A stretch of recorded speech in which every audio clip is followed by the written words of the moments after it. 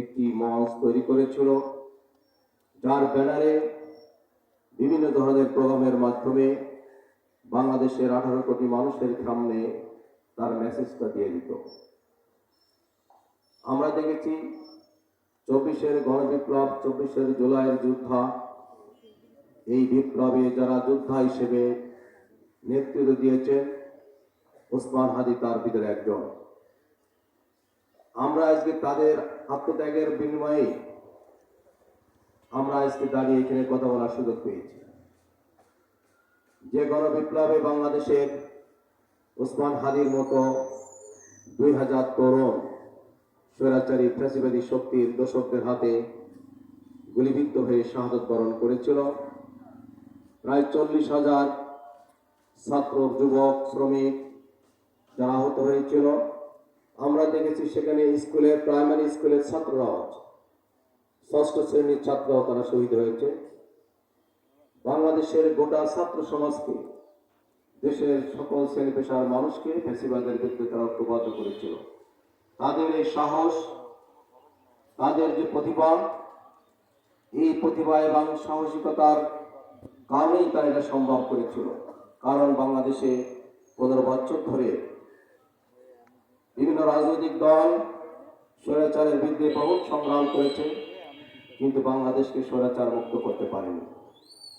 কিন্তু এই তরুণ নেতৃত্ব যেভাবে বাংলাদেশের বারবার বিপ্লব করেছে, 1971 সালের বিপ্লব করেছিল তরুণরাই, দেশকে স্বাধীন করেছিল তরুণরাই, লাখো শহীদ রক্তের বিনিময়ে সেদিন দেশ স্বাধীন হয়েছিল।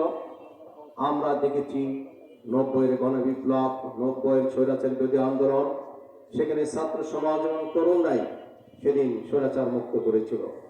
আবার ফ্যাসিবাদ মুক্ত করে আমাদের নতুন স্বাধীনতা এনে দিয়েছে ওসমান হাদির মতো বীর শহীদরা। এই জন্য আজকে মহান রব্বুল আলামিনের দরবারে তার শাহাদাতের উচ্চ মর্যাদা কামনা করছি।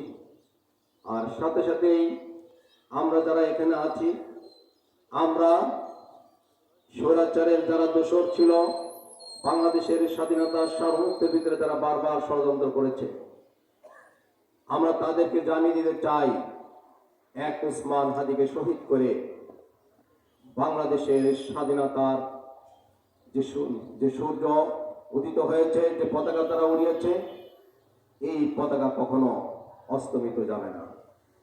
ওসমান হাদির শহীদের পরে বাংলাদেশে আজকে তাদেরকে বলতে চাই, তোমরা তাকিয়ে দেখো, বাংলাদেশের 18 কোটি মানুষের মধ্যে জাগরণ শুরু হয়েছে। 18 কোটি মানুষ ওসমান হাদির কারণে শোকাহত, মর্মাহত। 18 কোটি মানুষের মধ্যেই প্রতিবাদের ঝড় শুরু হয়েছে। আমরা তাই বলতে চাই, বাংলাদেশের তরুণ দামাল ছেলে যারা আছে, যারা জীবন দিতে জানে, রক্ত দিতে জানে, এই তরুণ দামাল ছেলেদের কারণে বাংলাদেশকে আর কখনো পরাধীন রাজ্যে পরিণত করা যাবে না। বাংলাদেশকে কখনো আর ফ্যাসিবাদ কায়েম করা যাবে না। বাংলাদেশের মানুষ যে গণতন্ত্রের সূর্য দেখেছে, যে স্বাদ ভোগ করছে, এদেশে লক্ষ লক্ষ তরুণ জীবন দেওয়ার জন্য উদ্গ্রীব হয়ে আছে। তারা জীবন দেওয়ার মাধ্যমে প্রয়োজনে জীবন দিতে হলেও জীবন দেবে, কিন্তু বাংলাদেশের এই স্বাধীনতা তারা কখনো স্বৈরাচারী ফ্যাসিবাদী কোন শক্তির হাতে, ভারতীয় আধিপত্যবাদের বিরুদ্ধে যারা সংগ্রাম করছে, সেই ভারতীয় আধিপত্যবাদ যারা প্রতিষ্ঠা করতে চায়, তাদের কাছে স্বাধীনতা কখনো তুলে তারা দিবে না। আমরা বলেছি এক হাদি চলে গেছে, লাখো হাদি বাংলাদেশে জীবিত আছে নাকি? আজকে হাদির যে জানাজা হচ্ছে, সেখানে আপনারা দেখেন লক্ষ লক্ষ মানুষের সমাগম সেখানে হয়েছে। এতে আমরা বুঝতে পারি যে আসলে বাংলাদেশের মানুষের মধ্যে কি চেতনা জাগ্রত হয়েছে। আমরা আজকে অন্তর্বর্তীকালীন সরকারকে বলতে চাই, হাদিকে যারা হত্যা করেছে, অবিলম্বে তাদের গ্রেফতার করে দৃষ্টান্তমূলক শাস্তি দিতে হবে, আইনের আওতায় আনতে হবে। আমরা দেখেছি বাংলাদেশের আইন শৃঙ্খলা কমিটির যারা সদস্য, আমরা 14 সালে, 15 সালে, 16 সালে দেখেছি আমাদের একজন ব্যক্তিকে ঢাকাতে ধরে তাকে ক্রস ফায়ার দেওয়া হয়েছে। কিভাবে? তার পরিবারের সাথে কোনো সম্পর্ক ছিল না, কিন্তু তারা ট্র্যাকিং করে বিভিন্নভাবে গোয়েন্দা সংস্থা তাদেরকে তাদের দক্ষতা দিয়ে গ্রেফতার করে আমাদের ভাই থেকে তারা ক্রস ফায়ার দিয়েছে। কিন্তু আজকে আমরা বলেছিলাম, হাদিকে যারা হত্যা করেছে তাদের কিন্তু বাংলাদেশের কোথাও খুঁজে পাওয়া যাচ্ছে না। আমরা বলতে চাই অবিলম্বে হাদির হত্যাকারীদেরকে গ্রেফতার করতে হবে। তা না হলে অন্তর্বর্তীকালীন সরকারের মধ্যে ঘাপটি মেরে থাকা ভারতীয় আধিপত্যবাদ প্রতিষ্ঠার জন্য যারা কাজ করছে তাদের বিরুদ্ধে জনগণ রুখে দাঁড়াবে ইনশাআল্লাহ।